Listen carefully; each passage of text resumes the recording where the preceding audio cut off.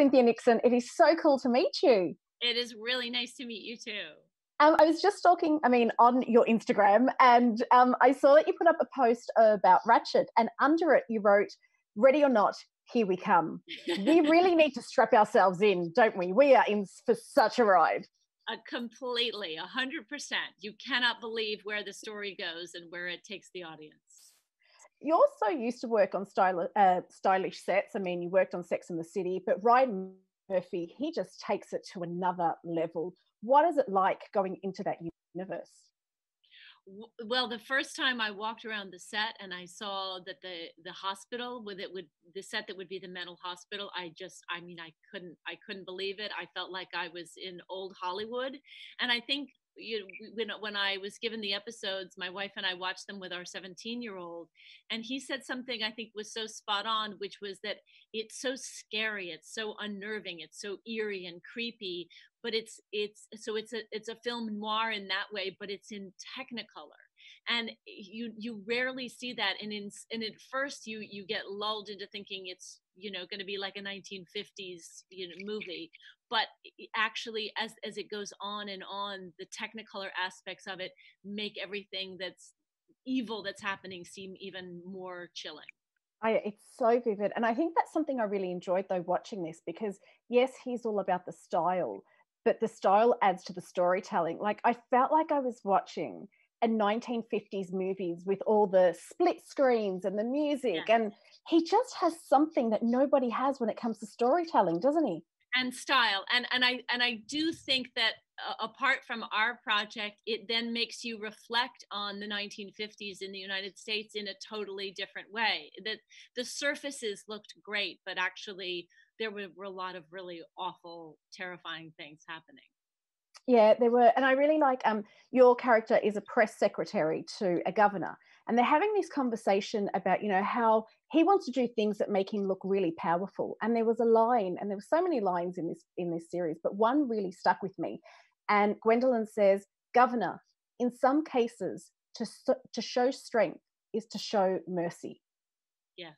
And I was just like, wow, that is a line that we could bring into today's society, isn't it? Completely. And I think as the show goes on, we're not sure what to make of the governor at first, but he becomes, certainly by the end of the series, more and more Trumpian. Oh, yes, he does. And I love, like, Gwendolyn is set in the late 40s, early 50s, but she really is, I love that she knows who she is, and she really feels that she's in this brand new day for America. And then Yeah. I think about America right now, and I think, how do you not lose hope with everything that's going on right now? How do you keep going?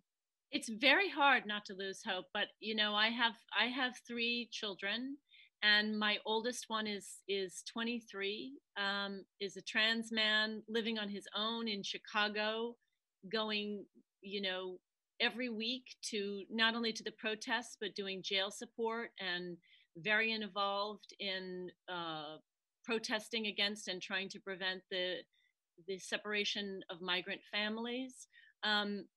So many young people are involved in fighting climate change, and that is the thing that gives me hope, is that as terrible as things are and as awful as our American government is right now, I think that for many people in the United States, the veil has been pulled away about how terrible things are, and particularly what a deeply racist country we live in. And if you look at I think it's something like 20 million people across the country of every ethnicity and every race have participated in Black Lives Matter protests.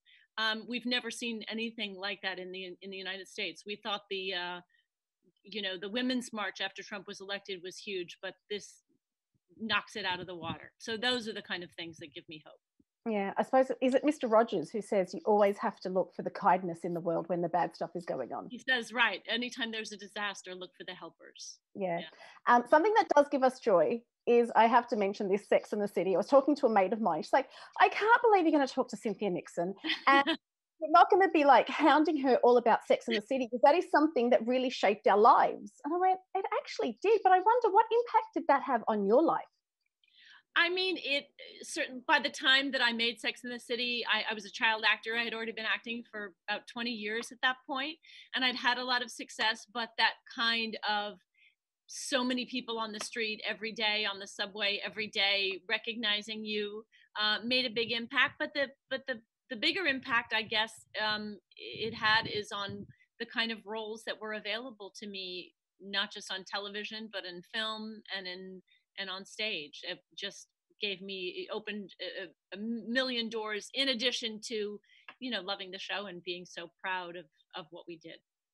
Are you a bit like us where like I have no intention of just sitting down and watching an episode, but then I'm channel surfing.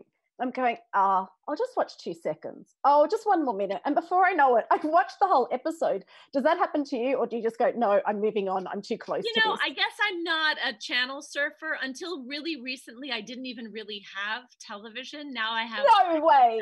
yes, no, I have Apple TV, but I guess I don't really channel surf. I like, pick something I want to watch and watch it.